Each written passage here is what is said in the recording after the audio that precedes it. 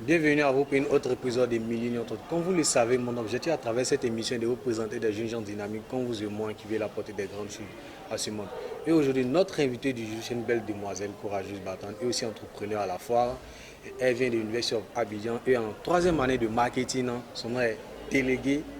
On appelle délégué, mais elle s'appelle Marie Dion Estelle. Donc, je vous prie de recevoir Dion Marie Estelle.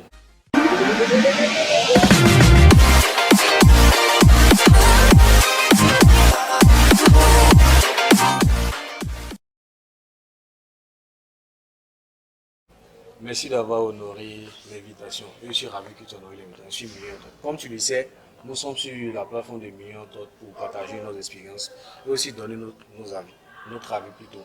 Donc aujourd'hui, bon, je vais essayer d'aller directement et on va parler un peu sur les principes. Pourquoi avoir des principes dans la vie, selon toi, Marie? Euh, Déjà, merci pour la question. Oui. Avoir des principes de vie permet à celui qui cultive cela de pouvoir vivre en toute sécurité, de marcher dans une veine qui le mènera directement au succès. Voilà Ok, pourquoi avoir des principes de vie. ok, c'est très intéressant puisque tu as déjà l'idée pourquoi avoir les principes de la vie et aussi, donc je suppose que tu as des principes. Oui, Donc, je effectivement. ne sais pas si tu peux en parler un peu, ces principes-là, les autres pourront bénéficier de ça. Oui, effectivement. Déjà, une personne qui n'a n'est pas un être humain parce que les principes, ça, Ça nous guide. voilà, ça régit la vie en fait. C'est comme les lois.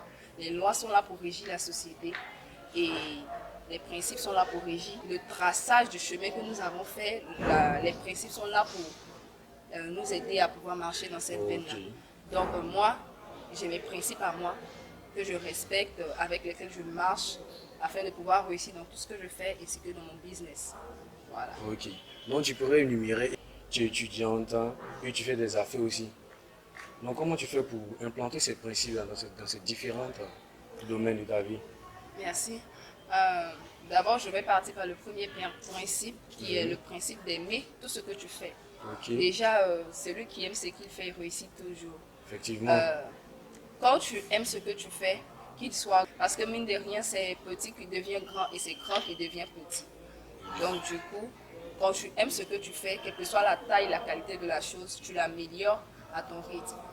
Comment C'est comme ça et puis, j'arrive à implanter le fait d'aimer ce que je fais dans mon travail? oui, Déjà, quand j'aime quelque chose, je le fais. tu vas à fond. Voilà.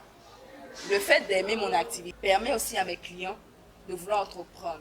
Permet à mes clients d'aimer aussi ma façon de vendre.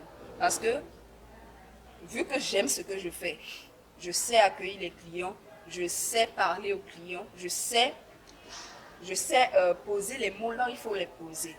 Du coup, mes clients se sentent à l'aise en famille avec moi. Donc, Et moi, je vais dire une vérité. Passer m'a eu, hein. Tu m'as eu avec ça. Tu m'as tellement blagué avec ces mots doudou. J'ai fini par acheter un petit cadeau pour une camarade, juste une camarade. Je ne suis pas voilà. avec une fille. Hein. C'est Voilà, ça, on appelle aimer ce qu'on fait. évidemment. Voilà. Donc, ensuite, Le second principe, c'est la volonté. oui, Déjà, celui qui a la volonté réalise ses rêves. Celui qui a la volonté obtient un résultat, qu'il soit négatif ou positif. Il oui, obtient toujours un résultat qui est toujours positif en fait. Parce que même si tu as échoué dans l'activité que tu as fait, mais l'expérience que tu as acquis, c'est un résultat positif.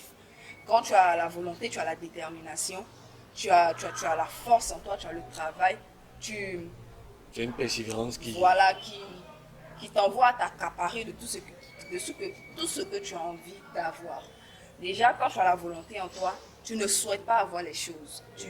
Tu te Tu bats veux. pour avoir les choses. Parce que celui qui veut, celui qui souhaite, je dirais, est un paresseux. Parce que souhaiter, c'est pas vivre en fait. Souhaiter, c'est rêver.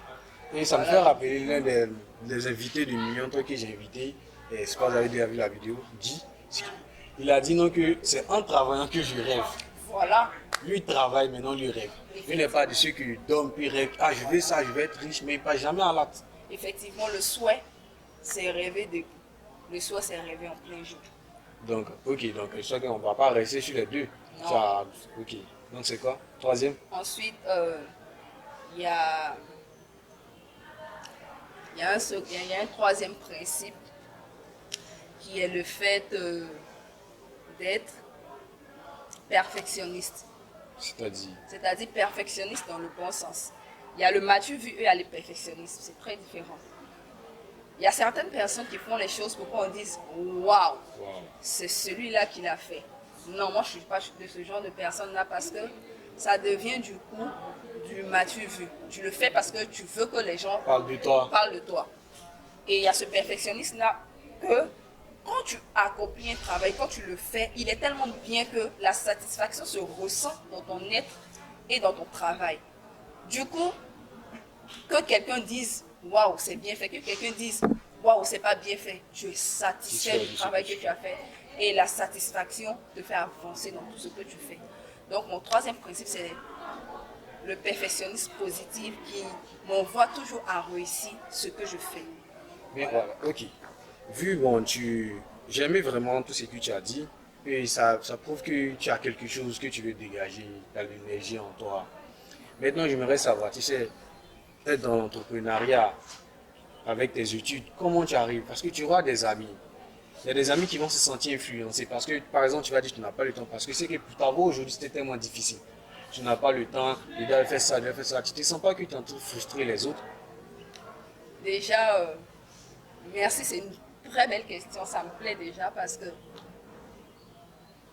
il y a certaines personnes qui confondent les amis et les connaissances. Quand quelqu'un est ton ami, il devient immédiatement ton frère. Et du coup, ce genre de personnes-là, ils sont rares dans notre vie. Ton ami comprendra toujours ce que tu fais. Et ton ami sera même prêt à t'aider dans ce que tu vas entreprendre. Moi, je remercie Dieu parce que j'ai eu la chance d'avoir des amis à University of Abidjan. J'ai pas assez d'amis. Le peu que j'ai, ce sont les meilleurs. Et je remercie le Seigneur pour ça. Parce que d'autres m'aident dans ce que je fais. D'autres prennent soin de mon magasin et de ma page pour moi. D'autres m'aident à pouvoir faire la communication, la publicité de mes produits. Tous étant qu'ils sont, ils ont une activité propre à eux-mêmes.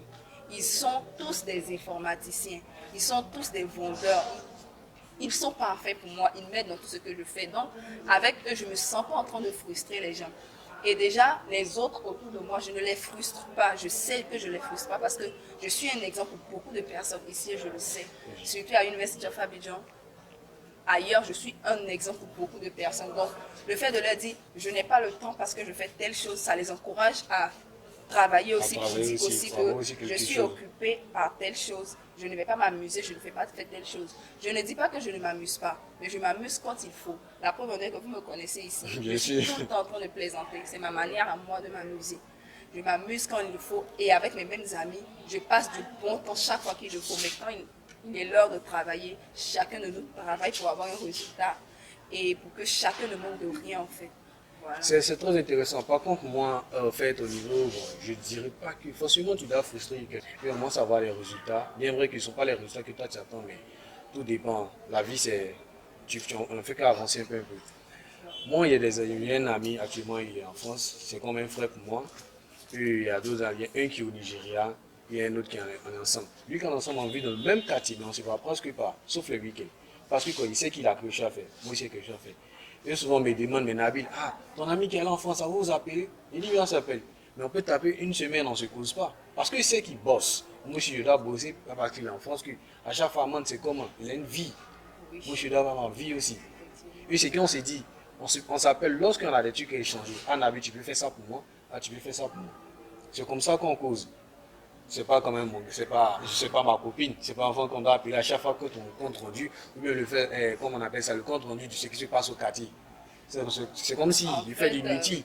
Oui, en fait, il n'est plus, à ce stade-là, il n'est plus ton ami. Parce que quelqu'un qui laisse son frère ou sa soeur pour t'appeler, pour te demander, Nabil, j'ai besoin de tel service, il n'est plus ton ami, il est devenu ton frère. Tu comprends? Je vois que tu me rejoins parce que si n'eût été ce lien-là qui vous liait, si c'était toujours resté au stade d'amitié, on ne pourra même pas. Ça allait se couper, je t'assure.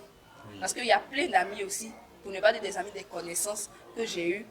Aujourd'hui, ils sont en France, ils sont partout, mais on ne se parle plus régulièrement. Si on s'est trop parlé, c'est les saluts. Juste parce qu'ils se disent que elle se dit qu'elle a percé, qu'elle est toujours occupée. On lui envoie des messages, il ne répond pas. Non, je le dis, je le répète, non, c'est pas cela. Vous avez une vie, il faut que je construise la mienne. Effectivement. Voilà. Donc, vous qui nous suivez, c'est très bon d'avoir des principes, comme elle a dit. Moi aussi, j'ai mes principes et je travaille toujours pour m'améliorer. Donc, si tu n'as pas encore des principes, c'est pas encore gardé. Tu as le temps, fonde tes principes pour que tu puisses avancer dans la vie. Effectivement. Donc, je ne vais pas prendre trop ton temps et j'aimerais que tu passes l'information. Tu vends des articles, des vêtements, des chaussures. Donc, ton magasin, je sais que tu fais de livraison à domicile. Comment ça se passe? Ton magasin, tu es où ça?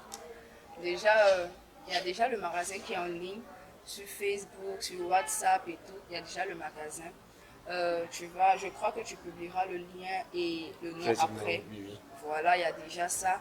Il y a un autre local qui est situé à Djamé Forum. Et il y a l'autre aussi qui est à Yopougon, cité Mamia Adjoa. Voilà, c'est ainsi que je fonctionne dans mes activités. J'ai aussi des livreurs qui livrent mes colis quand il le faut. J'ai aussi, comme je l'ai dit, mes amis qui travaillent avec moi. On fonctionne dans notre propre business ensemble et ça avance.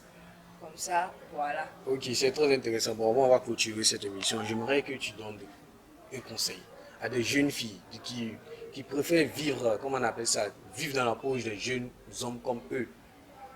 Il faut passer à l'action. On nous demande d'être entrepreneur parce qu'une fois, on a assisté à comment on appelle ça, un séminaire où l'ancien directeur général de MTN dit non, qu'on avance. Donc, il faut se renouveler, il faut apporter des bonnes choses. Donc, on nous demande d'être entrepreneur. Donc, quel conseil tu m'aurais donné, partager avec les frères et sœurs? D'accord, merci.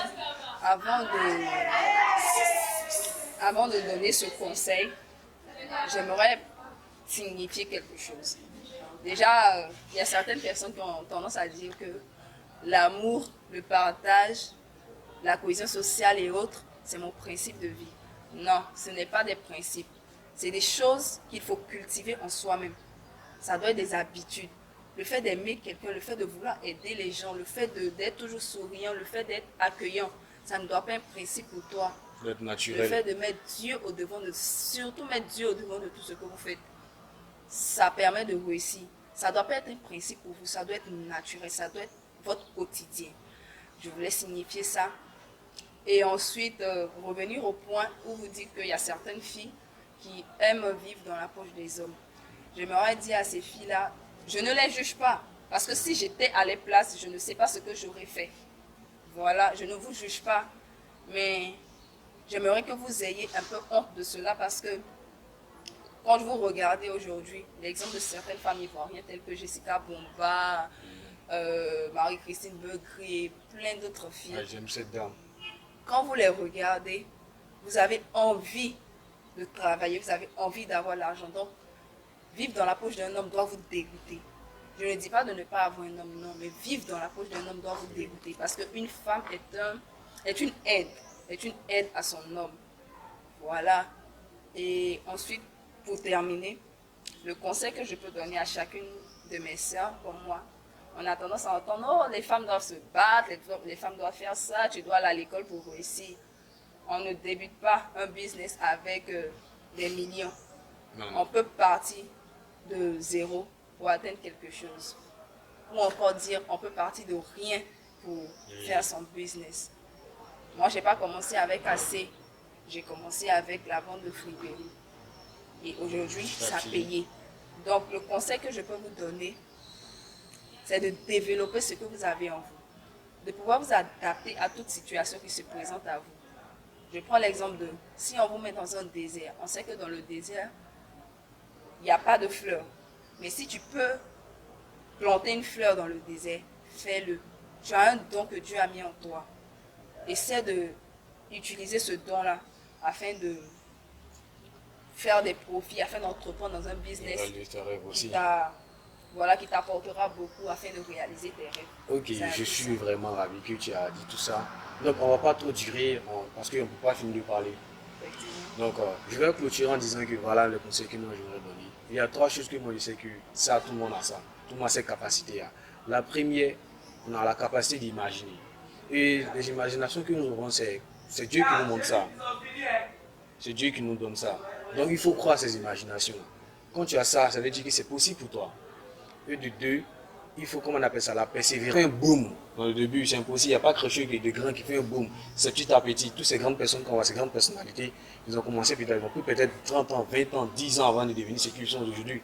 Et la troisième, comme elle a dit, il faut avoir une croyance en Dieu. Il faut avoir la foi. Il faut prier beaucoup. Ces trois, comment on appelle ça, éléments-là vont beaucoup nous aider dans notre vie. Donc j'aimerais que tu prennes ça en compte et tu marches avec ça. Donc je vous prie de ne pas oublier de vous abonner, partager aussi si vous avez l'envie de venir sur ce programme. Laissez vos coordonnées, je vais vous contacter et laissez vos commentaires. Merci beaucoup. À plus.